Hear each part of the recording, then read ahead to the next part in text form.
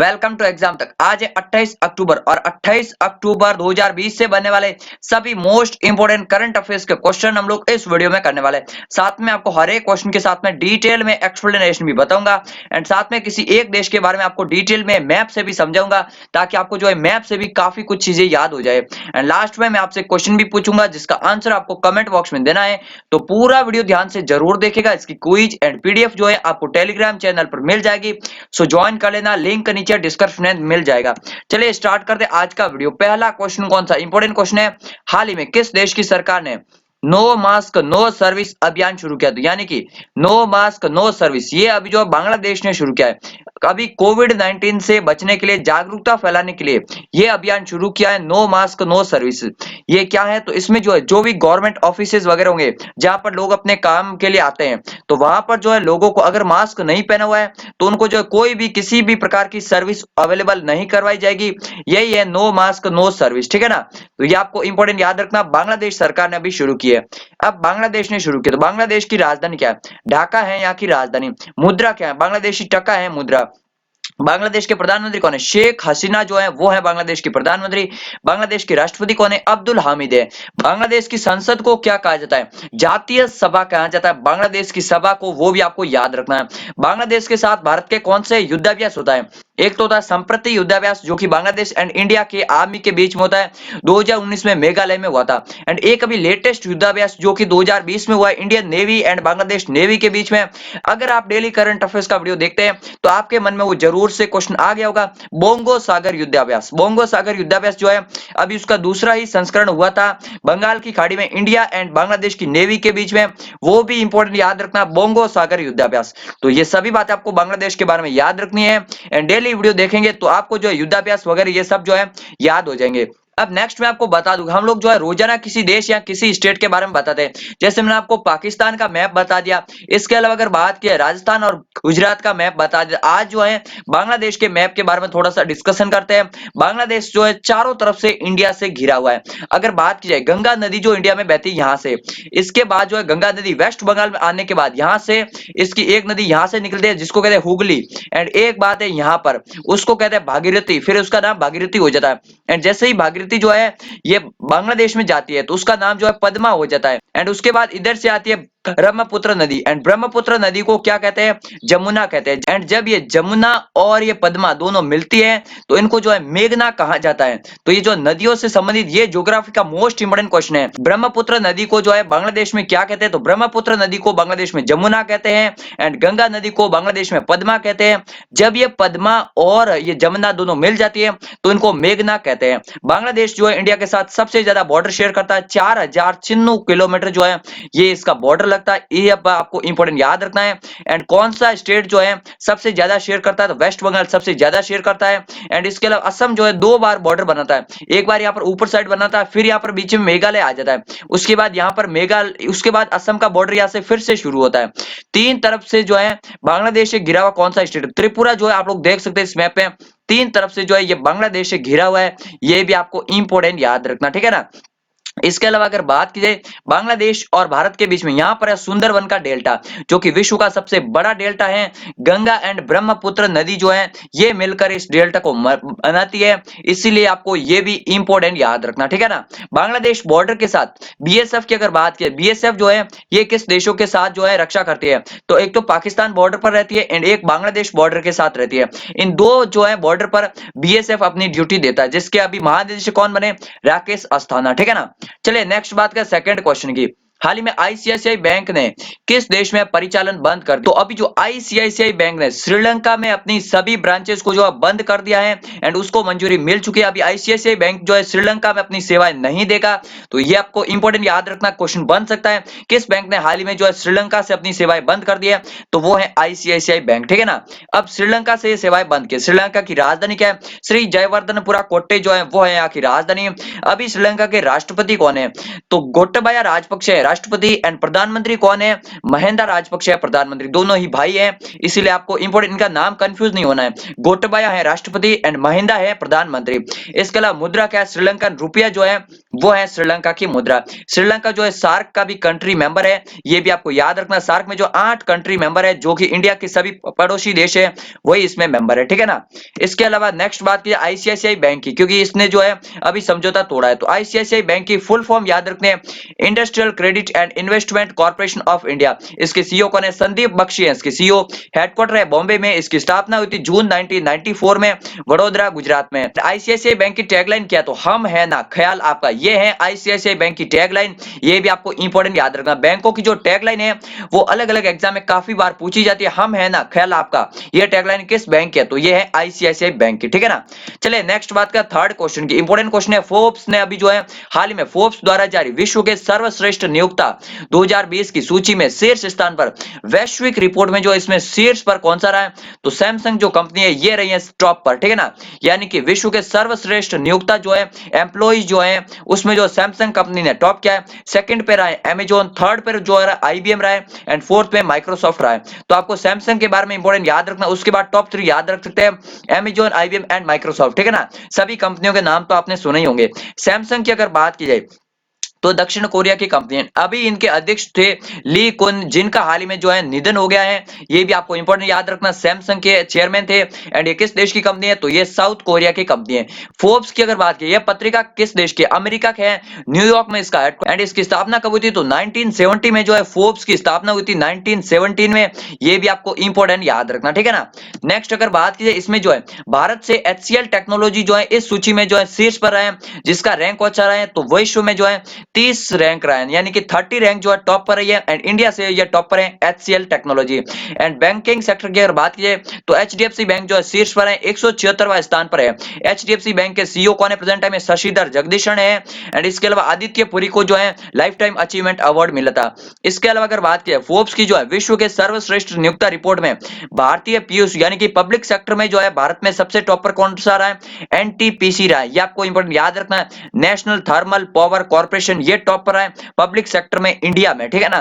तो आपको याद रखना सैमसंग के बारे में, एचसीएल टेक्नोलॉजी जो है इसमें 30वें नंबर पर रही है। एंड इसके अलावा पब्लिक सेक्टर में इंडिया में जो एनटीपीसी टॉप पर रही है।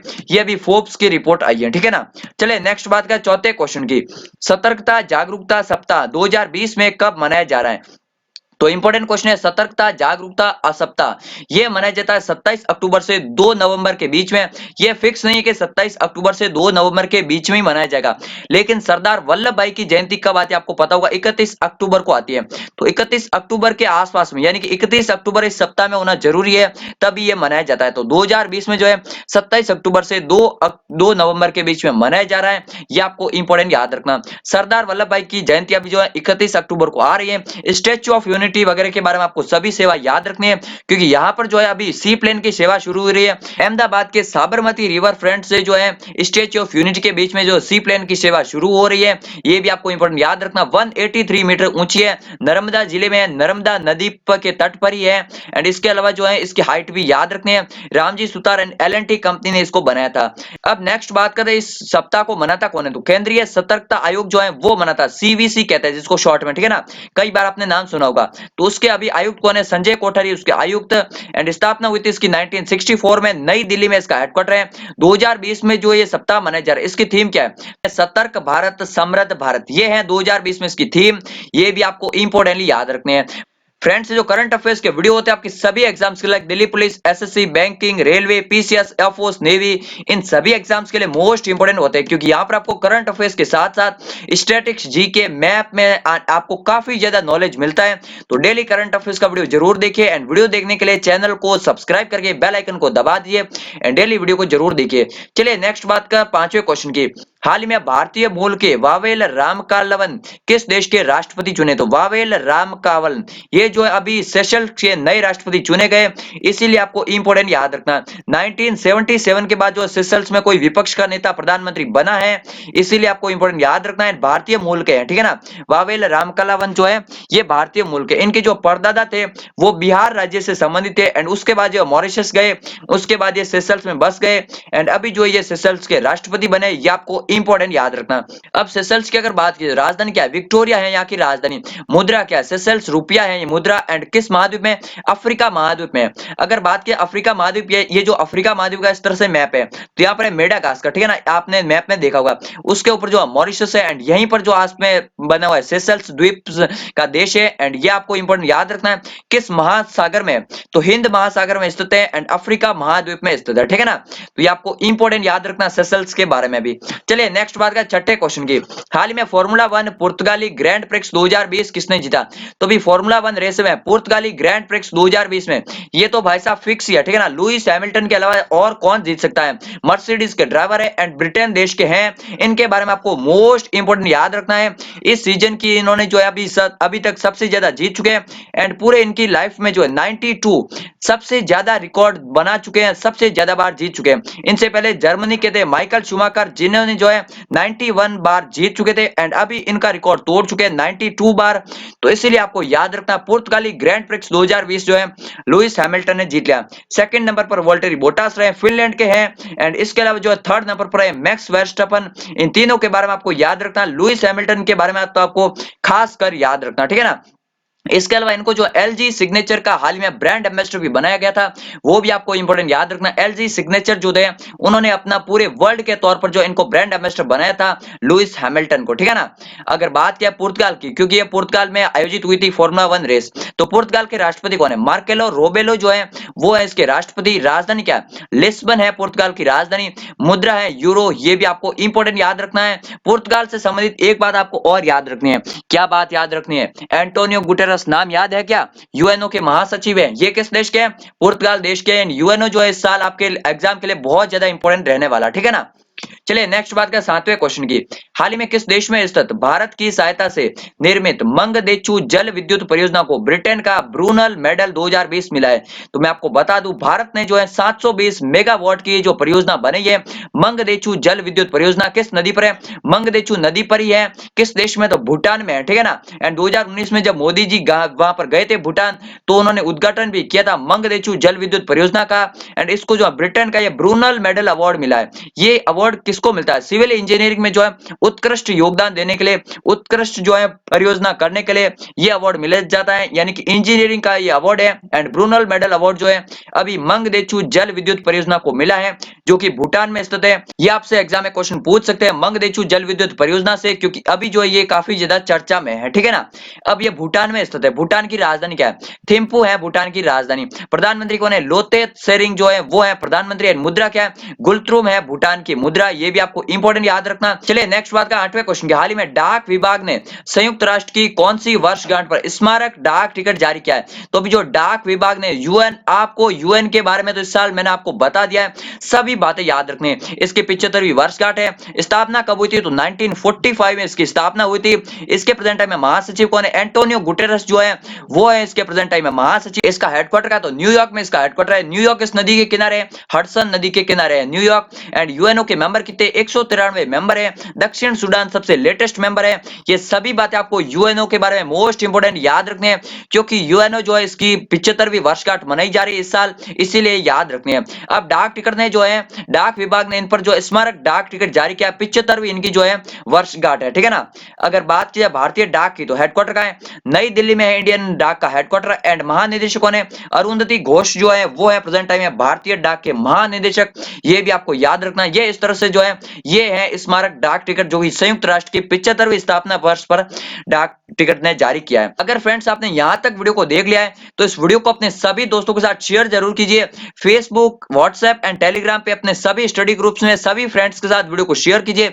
यहाँ पर जो है ये करंट अफेयर्स के वीडियो आपके सभी एग्जाम्स के लिए इक्वली इंपॉर्टेंट है, तो सबके साथ शेयर जरूर कीजिए। चलिए नेक्स्ट बात का 9th क्वेश्चन की, हाल ही में ऑडियो विजुअल हेरिटेज के लिए विश्व दिवस कब मनाया गया। तो ऑडियो विजुअल हेरिटेज के लिए जो है विश्व दिवस कब मनाया गया, तो ये मनाया गया हाल ही में 27 अक्टूबर को। ये आपको इंपॉर्टेंट याद रखना।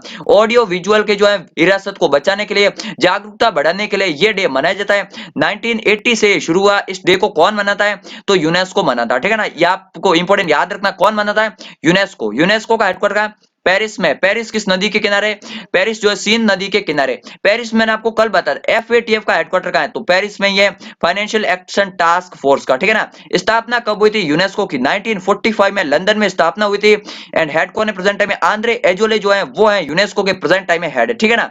अगर बात की अक्टूबर मंथ में इंपॉर्टेंट डे की, 1 अक्टूबर को था बुजुर्ग दिवस, 2 अक्टूबर को था अहिंसा दिवस, 5 अक्टूबर को था विश्व शिक्षक दिवस, 8 अक्टूबर को था इंडियन एयरफोर्स डे, इसके अलावा 11 अक्टूबर को बालिका दिवस था, इसके अलावा अगर बात करें 16 अक्टूबर को खाद्य दिवस था। तो ये सभी इंपॉर्टेंट डे जो आपको सीक्वेंस वाइज याद रखने हैं। चलिए नेक्स्ट बात करें 10वें और आज के लास्ट क्वेश्चन की। हाल ही में किसने लाइफ इन मिनिएचर परियोजना की शुरुआत की? तो भी लाइफ इन मिनिएचर ये परियोजना की शुरुआत किसने की है? तो ये की है प्रहलाद सिंह पटेल ने। ये आपको इंपॉर्टेंट याद रखना। तो अभी जो है गूगल पर एक एप्लीकेशन है गूगल आर्ट्स एंड कल्चर, वहां पर जो है भारतीय जो है पारंपरिक वास्तुकला है इनसे संबंधित ये परियोजना है लाइफ इन मिनिएचर। तो ये आपको याद रखना। प्रहलाद सिंह पटेल कौन है? संस्कृति मंत्री है एंड इन्होंने इसको शुरू किया है, ठीक है ना। चलिए अब मैं आपको कल के सवाल का आंसर देता हूं, आज का क्वेश्चन पूछता हूं। कल मैंने क्वेश्चन पूछा था कौन सा देश IMF का 190वां मेंबर बना है? अंडोरा बना है, इंपॉर्टेंट याद रखना है। इंटरनेशनल मॉनेटरी फंड का 190वां लेटेस्ट मेंबर। अब आज का क्वेश्चन कौन सा है? किस देश ने इजराइल के साथ शांति समझौता किया है? इंपॉर्टेंट याद रखना, इजराइल के साथ जो दो अरब के देश है वो अभी समझौता कर चुके हैं। इसके बाद अभी अफ्रीका का देश है जिसने समझौता किया है। पूरी डिटेल आपको कमेंट बॉक्स में जरूर लिखनी है, जितनी भी पता हो। चैनल को सब्सक्राइब जरूर से कर लेना, बेल आइकन को दबा देना। मिलते हैं एक नए वीडियो में, तब तक के लिए जय हिंद जय भारत।